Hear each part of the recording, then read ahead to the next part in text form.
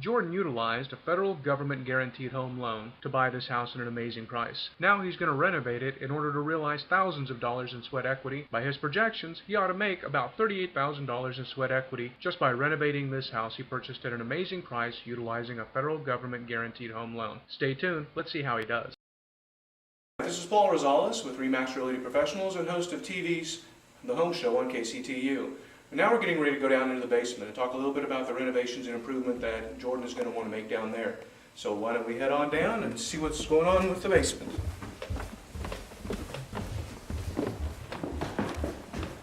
Now, as you can see, when we get into the basement, you have to turn up your imagination a little bit because it's obviously completely unfinished. Which actually, when I was looking for my first home to buy, that's actually part of the criteria that I was looking for. I wanted an unfinished basement because I knew finishing a basement was one of the easiest ways to build up equity into your home. So, if you'll bear with me here, you gotta use your imagination. As you come down the stairs, this right here is going to be a walk-up bar. So I'll have wine locker cabinets with a mirror behind and a Formica top, and then a small fridge underneath.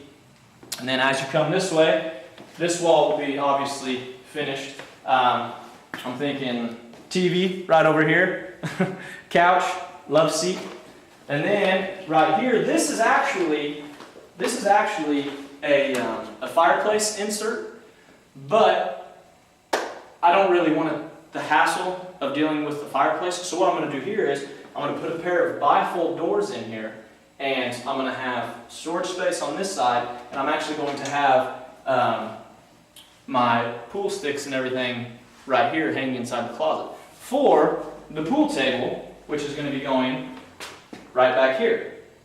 Now, as you can see, we have some pipes and fixtures back here that we're going to have to deal with, but not that big of a deal.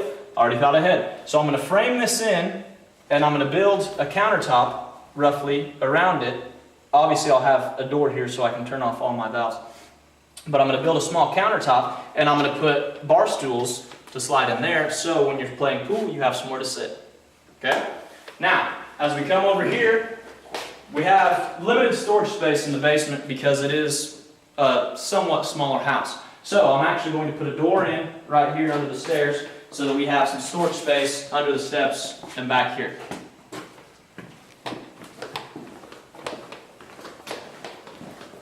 Then as we come this way, this will be the entryway into the bathroom, which has been roughed in but isn't exactly finished, as you can see. Now, the vanity will go here, so obviously we only have to do one round of plumbing, so that way the wet bar and the vanity on the opposite wall all goes into the same thing. Now, as you pan out, as you can see, we have two daylight windows here. So what I want to do is, I'm basically going to build a wall from here straight across to here. Now that'll be the divider.